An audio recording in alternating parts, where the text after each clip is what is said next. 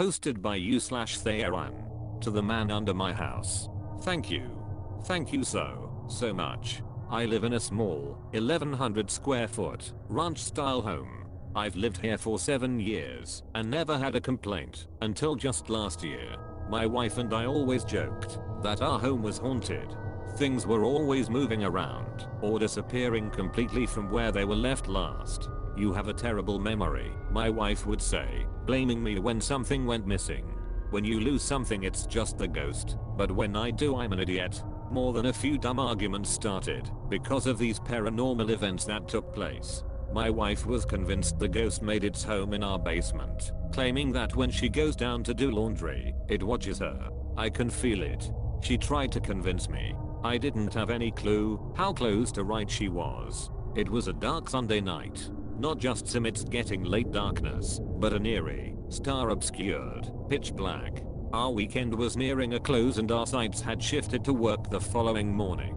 We couldn't have been less prepared for the impending chaos. My wife was lying on the couch, reading a book, while completely under a blanket, one of her many lovable quirks. I always did it as a kid, and it reminds me of being young, she told me with a smile. Back when I first caught her doing it, before we were married, I had been working on my laptop, preparing for a deadline that I had been underprepared for that upcoming week. From under the blanket just a few feet away on the couch I heard my wife's "I need you to do something" voice. "Sweetie." I rubbed my eyes and looked over at the shifting blanket as she peeked out from underneath. "Yes?" I asked. "Will you get the laundry from the dryer?" I sighed. I knew she had scared herself with whatever she was reading and now wouldn't go down to the basement because of it. "Fine," I said, annoyed by the minor inconvenience, but secretly glad to get away from my computer. "I love you." I could hear the words as they exited her smiling lips. "I love you too, goofball." I covered her face again with the blanket. I began my march to the basement, flicking on the light switch at the top of the stairs and slowly trudging down the creaking wooden steps. The basement has always been a good 10 or more degrees cooler than the rest of our home, a fact that didn't help to ease my wife's fear of being alone in it. It is completely unfinished with cement floors and exposed wooden beams in the walls. I had intended on finishing it when I had the money, but that day had yet to come. The dryer was off with a green light blinking, indicating a finished load. I pulled open the door and started heaving the clothes in large, two-handed hugs into a basket. Before I had finished I heard something pop, followed by the sound of wood hitting concrete. My heart jumped. As afraid as I was in the moment, I knew I couldn't justify my wife's fear of the damned souls looming in our basement. I gathered myself and then walked around a corner wall to another empty square room where the sound had originated from. Along an internal section of wall, nearest the ceiling, was a now open and dark tunnel-like space that was comprised of earth and, in some spots, support structures of the house. On the hard cement floor was a piece of wood that had covered the crawl space originally.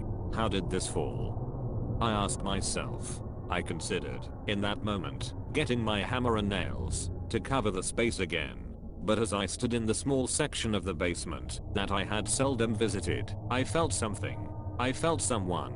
The sensation of someone watching me was undeniable.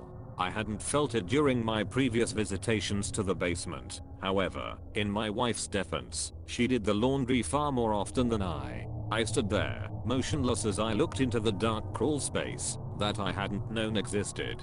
"Hello," I called, hoping my wife wouldn't hear. "Ryan." She called from upstairs, her voice muffled by the floorboards that separated us. She never used my name like that, unless it was serious. I pried my eyes from the deep abyss and ran up the stairs as fast as my body would allow. "What's going on?" I said, panting and looking around the living room. The blanket on the couch was vacant now. "Sweetie, don't fuck with me," I called her, tripped up those damn stairs. There was nothing. I never knew her to be a prankster, nor was she sneaky in any sense of the word. I made for our bedroom, which is nearest the rear of the home. The lights were off, and I hadn't had my phone on me. I walked inside, and could only make out our messy bed illuminated by the light that barely crept in from the living room. "Christina?" It was then that they made themselves known. A man gripped my throat from behind me. I struggled as much as I could, the sheer surprise and terror coursing through my veins. He tightened his grip as I wrapped my fingers around my door frame.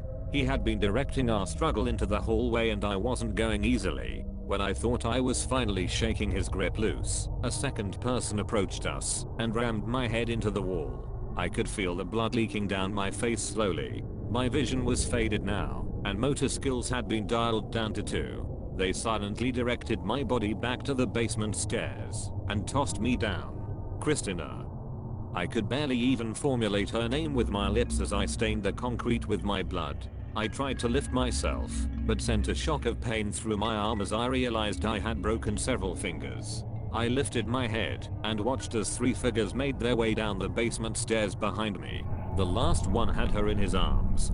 She was bound like a trophy deer and unable to speak through the duct tape that was wrapped several times around her head. Fuck you, I managed. They dropped her carelessly to the floor with a thud. I shook my head and felt tears filling my eyes. One of the men approached me and grabbed my leg before dragging me closer to her in the center of the basement. I tried to look into her eyes. They had hit her too hard and now she was barely conscious. It's okay, you're gonna be alright, I mumbled quietly through my tears to her, unsure she could even hear me. Behind us the 3 men had been gathered, silently whispering to one another as they pulled supplies out of a duffel bag. My strength had left me completely. I was sure that I had broken a leg as well as my fingers, and my head injury made comprehension of anything a difficult task. I shifted my hand that still had function up to my face and wiped away the blood and tears from my eyes. The men had dispersed and began making a shape on the ground around my wife and I with spray paint. They filled the room with odd rune-like symbols before lighting candles. What is this? I yelled through my pain. The men were unfazed and continued finishing up the process. I heard a muffled grumble coming from my side. I writhed over and saw her blinking back to consciousness. SHHH. It's okay, I said, broken-hearted and panicking. I watched tears fall from her cheeks onto the cold ground. A hard kick to my ribs pulled me out of the moment, and I could hear her whimpering through the tape. The men were laughing. The sadistic fucks laughed as they took turns kicking me and my wife as we lay helpless on the ground. I could hear her gasping for air, and suddenly none of my pain mattered. When they finally grew tired, I struggled to listen as they whispered something about sacrifice. I needed it to end. Her suffering. I couldn't watch her in pain, choking and crying in a puddle of her own making. The flashbacks came as every story and movie predict. She was so beautiful the day we first met, sarcastic but quick to apologize if she thought she offended you. She loved laughter and only lived to please the people around her. Selfless and gentle. There was a change in the demeanor of our attackers, where before everything was a game to them, now they seemed much more serious. One of them approached Christina with a small knife in hand. Through pain, through suffering, we summoned thee. His voice spoke, breaking their long silence. I couldn't watch as he hunched down over her, silent tears falling from her eyes. Please, I said, desperate for divine intervention. And then, he came. From the corner basement room, a strange figure shambled into view. He appeared to be gaunt and naked, but my blurry vision failed to harvest any detailed imagery. The men were transfixed with the violent ritual they were performing, and so the man went unnoticed. I didn't need clear vision to perceive how lightning quick his reflexes were. I resisted the urge to blink as he disarmed the man with the knife and cut out his Adam's apple. The other men stood shocked and hesitant to react. When one of them finally dared to retaliate, he found himself face first on the ground with stab wounds up and down his legs, rendered incapable of walking. The third man had clearly gone into a state of shock. He attempted to flee toward the stairs, but the naked man caught him quickly and viciously cuffed at his face. I couldn't fathom what was going on. My wife was whimpering still, but had as full a view to what was happening as I did. The naked man stood to his feet, covered in blood, and clenching the knife. He approached me slowly, turning me onto my back to face him. I could see, now that he hardly looked human at all.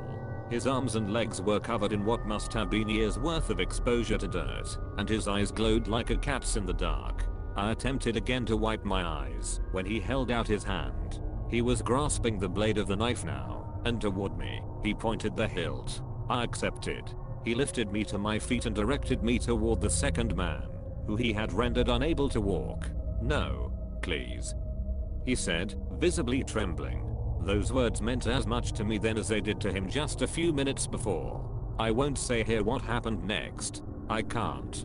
But the next morning, after a lot of deliberation, the police and several ambulances escorted 3 corpses from the property. My wife and I are blessed. We shouldn't be alive, and yet here we are, a year later.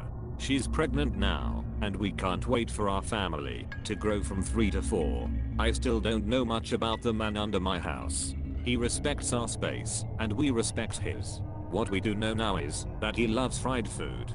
There's not much you can do to say thank you to someone who saved the life of your entire family, but I think that a bucket of fried chicken every night is a good start.